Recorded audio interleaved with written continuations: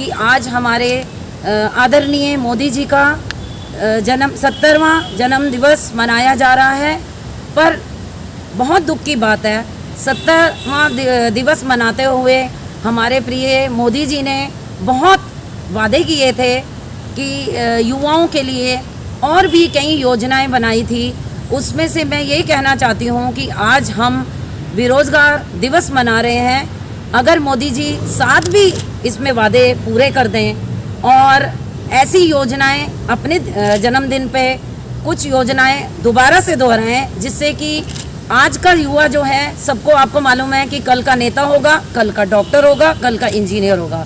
तो मैं अपनी मौजूदा सरकार और मोदी जी और सब नेताओं से ये अनुरोध करती हूँ, कुछ अच्छा आज के दिन आप 70 साल के हो रहे हैं तो युवाओं के रोजगार के बारे में सोचें। और जो देश में महामारी चल रही है उसके चलते हमारी इकोनॉमी कहा तो यही जा रहा है कि अर्थव्यवस्था डाउन हो गई है, लेकिन मेरे ख्याल से पहले से ही रोज़गार नहीं है जनता के पास। किसानों को मारा जा रहा है, सिर फोड़े जा रहे हैं हरियाणा में, और दिल्ली में भी बहुत कुछ जगह जगह पे आपके जन्म दिवस पे खुशियां मनाई जा रही हैं। आप कैसे बोल सकते हैं कि किसानों को सर फोड़े जा रहे हैं? किसानों को तो अकाउंट में 6-6 हज़ार रुपया भेज रहे हैं। नहीं, ये सब गलत बात है। कुछ अकाउंट में 6-6 हज़ार, इसका कोई फ़ायदा नहीं है अगर मौजूदा सरकार इस पे एक्शन नहीं लेती। हरियाणा में किसानों के सर फोड़े गए, मजदूरों का आपको सबको मालूम ही है कि क्या हाल हुआ। अगर जनवरी में ही हमारी देश के जो राहुल गांधी जी प्रिय हमारा नेता है, उन्होंने बोल दिया था कि कोरोना शुरू हो चुका है जनवरी में, तो उन्होंने क्यों नहीं इस पे ध्यान दिया। मैं हर अपनी स्पीच में ये बोलना चाहूँगी कि ये लेट डिक्लेयर किया गया, और हमें पहले एक अच्छा इंसान बनना है, और हमें ये नहीं देखना कि ये आप पार्टी का है, ये कांग्रेस का है। ये अगर हमारे देश पे कोई भी कठिनाई आती है, विपदा आती है, तो हमें एकजुट होके आगे कदम बढ़ाना है। सबसे पहले हम अपने देश के किसान, मजदूर और युवाओं का हमें कुछ अच्छा सोचना होगा, तभी हम आगे बढ़ सकते हैं। क्या अच्छा सोचना चाहिए? वो रोजगार की बात कर रहे हैं, विदेश नीति की बात कर रहे हैं, तो सभी की बात तो कर रहे हैं। कुछ नहीं सोचा जा रहा, और जो कई प्राइवेट कंपनी हैं उसमें से भी लोगों को निकाला जा रहा है, कोई रोज़गार नहीं है।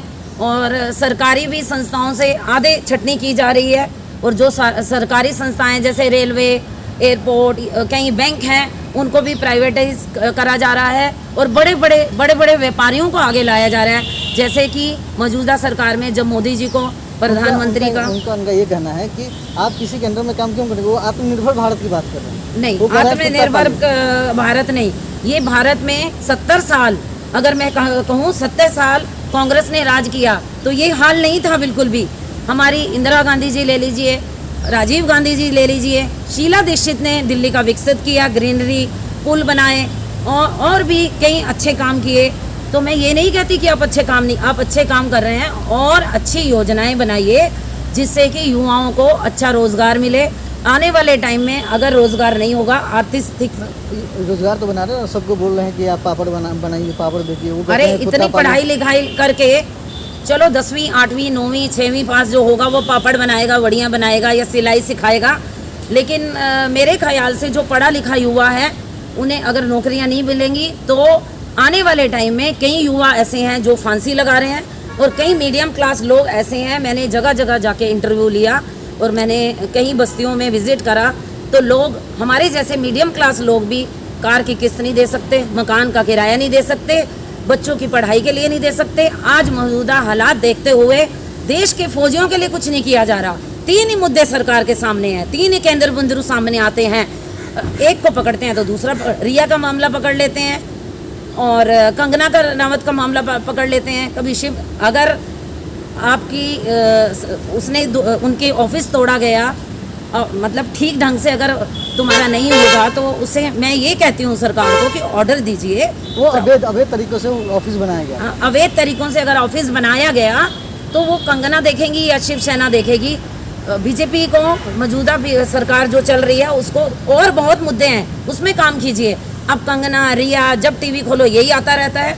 अरे जो देश में हालात हैं, चीन घुसता चला जा रहा है भारत में, और आने वाले टाइम में हम जनता इतनी डर गई है, इतनी खोक है कि कोरोना हो गया, नौकरी है नहीं, खाने को है नहीं, और जो देश के सरहद है उसके ऊपर हमें खतरा है कि कब लड़ाई हो जाएगी। तो मैं मोदी जी से ये मैं मोदी साहब का कुछ दिन पहले जो है मोर पालने का लोगों को नीति बताता है, मोर पालिए, मोर को चाना खिला रहे हैं, वो लोगों को बता रहे हैं कुत्ता पालिए, देसी कुत्ता पालिए, क्या कहेंगे? ये तो मेरे को लगता है बहुत बेवकूफ़ी की बात है। मोर को ये दाना डालिए, कुत्ता पालिए, बिल्ली पालिए, जिसका पर्सनल इंटरेस्ट होगा ना बर्ड्स में, ये बहुत अच्छी बात है कि पेड़ पौधे लगाइए। मोर को दाना वही डाल सकता है जो कि करोड़पति है, जिसके पास पैसे हैं, जो शौक रखता है। गरीब लोगों के पास आज रोटी नहीं है खाने को, रोजगार नहीं है, इसीलिए रोजगार दिवस हम मना रहे हैं। तो मैं तो यही बोलना चाहूँगी, आज अपने जन्म दिवस पे कुछ सोचिए, आज के युवाओं के लिए सोचिए, जो कल का आपका नेता होगा।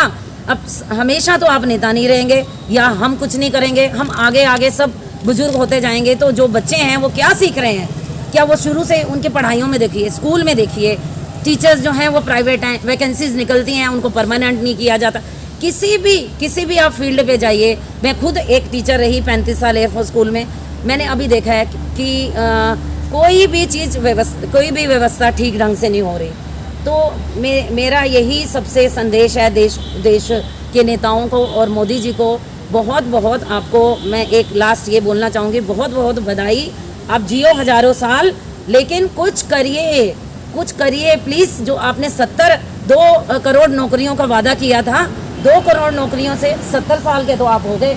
7 भी काम आप कर दीजिए, 7 काम भी आप कर देंगे तो भाई आपका नाम इतना ऊंचा होगा। देश विदेश में आप ये सोचते रहते हैं प्लेन लूँ, यात्रा करूँ, अरे ये सब गलत है। कुछ गरीबों के लिए भी करिए। अमीर तो कर लेंगे, बहुत अमीर हो चुके हैं, अमीरों को दोबारा अमीर बनाना जरूरी नहीं है।